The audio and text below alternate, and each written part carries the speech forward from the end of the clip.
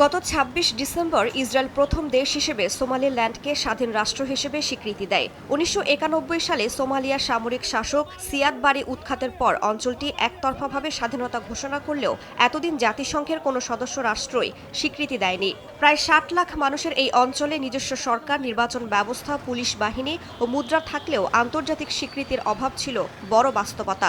ইসরায়েলের সিদ্ধান্তকে সোমালিল্যান্ডের প্রেসিডেন্ট ঐতিহাসিক মুহূর্ত বললেও একে সরাসরি সার্বভৌমত্বে আঘাত হিসেবে প্রত্যাখ্যান করেছে মোগাদিসু।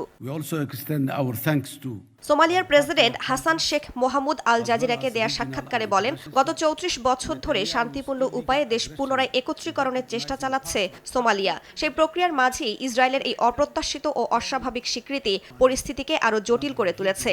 এই ঘোষণা শুধু বিচ্ছিন্নতাবাদকে উৎসাহিত করছে না, বরং সোমালিয়ার রাষ্ট্রীয় অস্তিত্বের জন্য হুমকি তৈরি করছে বলে মনে করেন তিনি। ইফাদ রশিক স্পার্ট মিক্সে আছে সবচেয়ে বেশি মশলার সংমিশ্রণ। ইফাদ রশিক স্পার্ট মিক্স মশলা। ইসরায়েলের ঘোষণার পরপরই আন্তর্জাতিক অঙ্গনে তীব্র প্রতিক্রিয়া দেখা দেয়। তুরস্ক, সৌদি আরব, মিশর, চীন, আফ্রিকান ইউনিয়ন, ইরান, কাতার সহ বহু দেশ ও সংস্থা সোমালিয়ার ভৌগোলিক অখণ্ডতার পক্ষে অবস্থান নেয়। জাতিসংঘ নিরাপত্তা পরিষদের জরুরি বৈঠকে অধিকাংশ সদস্য দেশ সিদ্ধান্তটির নিন্দা জানায়। যুক্তরাষ্ট্র একমাত্র দেশ হিসেবে ইসরায়েলের সিদ্ধান্তের পক্ষে যুক্তি তুলে ধরে এবং এটিকে ফিলিস্তিন রাষ্ট্রের স্বীকৃতির সঙ্গে তুলনা করে।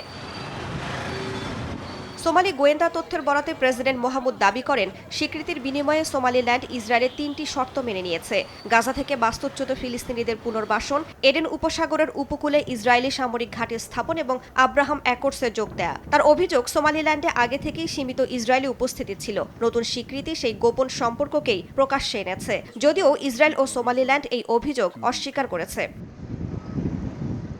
বিশ্লেষকদের মতে ইসরায়েলের মূল আগ্রহ কৌশলগত জলপথ, লোহিত সাগর, পারস্য উপসাগর ও এডেন উপসাগরে প্রভাব বিস্তার করা। ইয়েমেনের ইরানপন্থী হাউথিদের মোকাবিলায় সম্ভাব্য সামরিক ও গোয়েন্দা সুবিধা পেতেই সোমালিল্যান্ডকে গুরুত্বপূর্ণ অংশীদার হিসেবে দেখছে তেল আবিব। একই সঙ্গে গাজা যুদ্ধের প্রেক্ষাপটে ফিলিস্তিনিদের সম্ভাব্য বাস্তুচ্যুতির পরিকল্পনার সঙ্গে এই স্বীকৃতির যোগসূত্র দেখছে সোমালিয়া ও ফিলিস্তিন কর্তৃপক্ষ।